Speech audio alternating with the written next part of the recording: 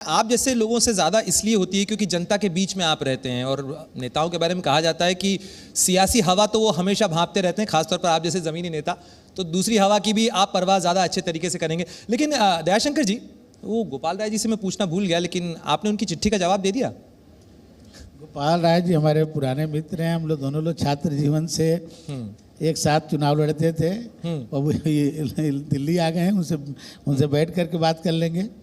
हम लोग साथ साथ छात्र संघ का चुनाव भी लड़े थे 99 में, लखनऊ विश्वविद्यालय छात्र संघ का। वो हम लोग हमारे साथी हैं पुराने, हमारे जनपद के बगल के रहने वाले भी हैं, पड़ोसी जनपद के हैं, मऊ के हैं, मैं बलिया का हूँ, साथ साथ पढ़े भी हैं, तो उनसे मिल लेंगे।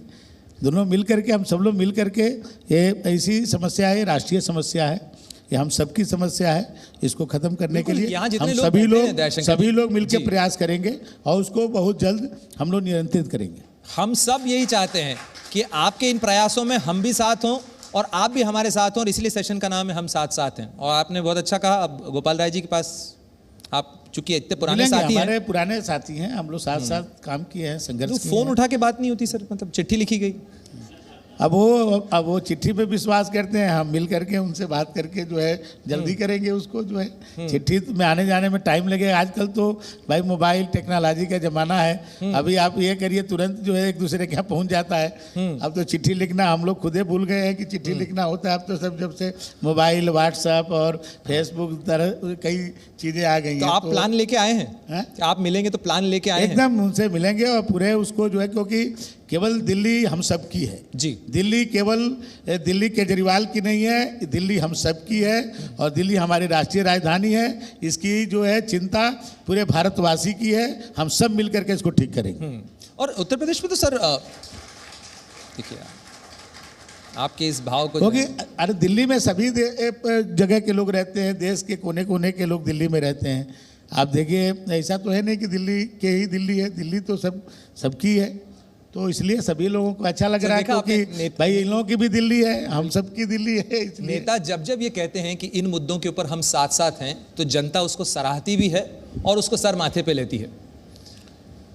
देखिए, पहले भी रहा है, जब नेता तो केवल एक माध्यम है जी। देखिए, कोई भी चीज़ जब तक समाज के लोग नहीं जुड़ेंगे तो केवल सरकार और मंत्री ये कुछ नहीं कर सकते हैं।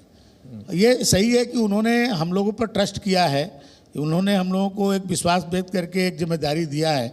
हम लोगों की जिम्मेदारी ये है कि उसको हम लोग ईमानदारी के साथ, हम लोग पारदर्शिता के साथ उसको करें, तो जनता साथ खड़ी होती है। आप देखिए, बरसों से जो उत्तर प्रदेश बिगड़ा हुआ था, आज उत्तर प्रदेश को मानिए एक व्यक्ति मुख्यमंत्री बनता है, योगी आदित्यनाथ, जो राजनीति से भी कोसों दूर थे।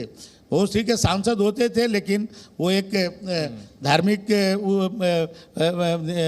थे, और लेकिन जब उनको नेतृत्व मिला, एक अच्छे प्रशासन उन्होंने दिया, तो आज उत्तर प्रदेश हर क्षेत्र में आज बदला नज़र आपको आ रहा है। आज वहाँ का जो है करप्शन मुक्त उन्होंने आज उत्तर प्रदेश किया है। आज उत्तर प्रदेश जो है डेवलपमेंट में भी हम लोग 9वें स्थान पर थे, आज 4थे स्थान पर हैं, और आप देखेंगे आने वाले दिनों में हम लोग हिंदुस्तान का प्रथम होंगे। अभी हम लोग उसको लेके चल रहे हैं, हम लोग $1 ट्रिलियन के हम लोग जो है उत्तर प्रदेश को बनाना चाहते हैं, और वो आप बहुत जल्द देखेंगे कि उत्तर प्रदेश हिंदुस्तान का सबसे विकसित प्रदेश होगा। सर, आज 13 एक्सप्रेसवे हिंदुस्तान में कहीं नहीं है, 13 एक्सप्रेसवे आज उत्तर प्रदेश में, जिसमें 7 एक्सप्रेसवे तो मेरा संचालित है और 6 एक्सप्रेसवे बहुत जल्द जो है जनता को मिलने वाला है। सर, आप सड़कें बना रहे हैं ना, सड़कें बना रहे हैं, एक्सप्रेसवे उत्तर प्रदेश में बन रहे हैं, तो लोग गाड़ियां खरीद रहे हैं। अब पता है आपको कि उत्तर प्रदेश के अंदर सेकेंड हैंड गाड़ियों का देश में सबसे बड़ा कारोबार है, मतलब वो सबसे ज़्यादा वहाँ खरीद फरोख्त जो है वो सेकेंड हैंड वाहनों की भी होती है। तो उसमें चूंकि आप ट्रांसपोर्ट का सेक्टर देखते हैं कि उत्तर प्रदेश ग्रो करे, वहाँ वाहनों का सेक्टर भी ग्रो करे, लेकिन वो सस्टेनेबली ग्रो करे, इसके लिए क्या? उसके लिए हम लोग नियम बनाया है, जो हम लोग हमारी जो स्क्रैप पॉलिसी है उत्तर प्रदेश की, आप देखिए इंटरनेट पर होगा, हमने बनाया है कि आपकी पुरानी गाड़ी चाहे उस पर जितना भी आपका टैक्सेज हो, सब टैक्सेज माफ़ कर देंगे, और 15% नई गाड़ी खरीदने के लिए आपको सब्सिडी देंगे। हमने उनको ऑफर दिया है, और बहुत लोग इसको मान रहे हैं। बहुत सारे ऐसी गाड़ियाँ 1857 की गाड़ियाँ को भी टैक्स, 1957 की गाड़ी का भी टैक्स हम लोग लेते थे। 5,28,000 गाड़ियाँ ऐसी थी जिसको हम लोग टैक्स ले रहे थे। मैंने 1,66,000 लोगों की आरसी कट गई थी, गाड़ी चली नहीं रही सड़क पे, लेकिन हम टैक्स हमने उनको माफ कर दिया। अभी आप देखे होंगे, मैं 8,53,000, आपके बहुत दिल्ली के लोग होंगे जो हमारे नोएडा जाते होंगे, गाजियाबाद जाते होंगे, उनकी गाड़ियों को हम लोग कैमरे से चालान काट देते थे। और ऐसे 8,53,000 ऐसे चालान थे जो हजारों करोड़ का राजस्व था मेरा। माननीय जोगी जी ने कहा कि लोगों को चक्कर लगाने पड़ते हैं कोर्ट का, इसको आप जो है जीरो कर दीजिए, और हमने जीरो कर दिया। 8,53,000 लोगों को उसके राहत मिली। जनता के फैसला कोई भी अच्छा हो, हमारे योगी जी कहते तुरंत उसको करिए। एनसीआर के लोग गाजियाबाद जाते थे, नोएडा जाते थे, उनको हमारे कमर्शियल गाड़ी को टैक्स देना पड़ता था। वो खड़े होते थे, टैक्स कटाते थे, तब हमारे में प्रवेश करते थे। हमारा 12 करोड़ रुपया प्रति नुकसान हुआ, 12 करोड़ रुपया। लेकिन हम जोगी जी ने कहा इसको माफ कर दीजिए। आज कोई भी आदमी जो नोएडा गाजियाबाद जाए, कमर्शियल गाड़ी लेकर के जाए, हमारे उत्तर प्रदेश की सरकार उसका टैक्स नहीं लेती है, हमारा परिवहन विभाग टैक्स नहीं लेती है।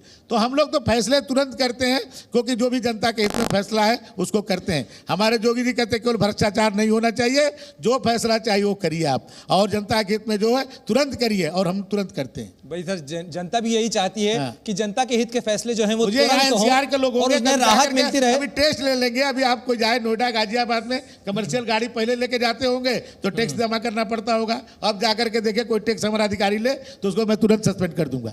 कोई हमारी गाड़ी रोक दे, हमारे किसी भी व्यक्ति को, तुरंत उसको ऊपर कार्रवाई होगी। तो सर, वैसे भी ये चुनावी हवा का मौसम शुरू हो ही गया है। हाँ, इस चर्चा में भाग लेने के लिए, हमारे साथ जुड़ने के लिए आपका बहुत बहुत धन्यवाद।